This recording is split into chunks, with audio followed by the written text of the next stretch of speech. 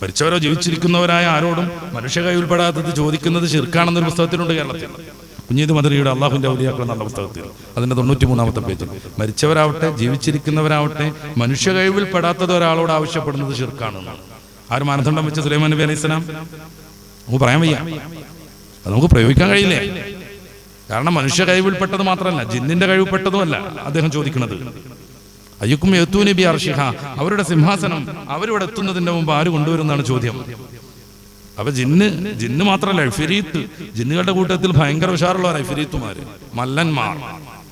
ഇഫ്രീത്തും മിനൽ ജിന്ന് പറഞ്ഞു, ഒരു മല്ലനായ ജിന്ന് പറഞ്ഞു, സുലൈമാൻ നബിയുടെ പതിവനുസരിച്ച് രാവിലെ ഫത്വ കൊടുക്കാനും ഭരണകാര്യങ്ങൾക്കും വേണ്ടി സിംഹാസനത്തിൽ ഇരുന്നാൽ, കസേരയിൽ ഇരുന്നാൽ പിന്നെ ഉച്ചയ്ക്കേ പോകാറുള്ളൂ, അതിന്റെ മുന്നേ ഞാൻ കൊണ്ടുവരാം, അത് പോരായിരുന്നു.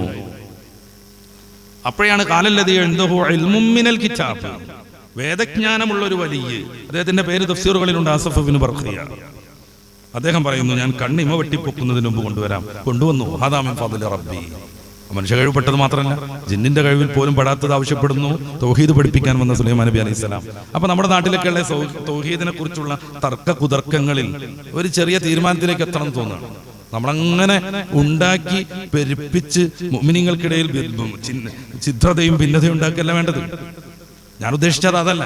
ഈ ആസഫ് ഇബ്നു ബർഖിയ ഈ മഹാത്ഭുതം കാണിച്ചത് അല്ലാഹുവിന്റെ വിശേഷ നാമത്തെ ഉപയോഗപ്പെടുത്തിയാണെന്ന് ഇമാം ഖുർത്തുബി പറയുന്നു.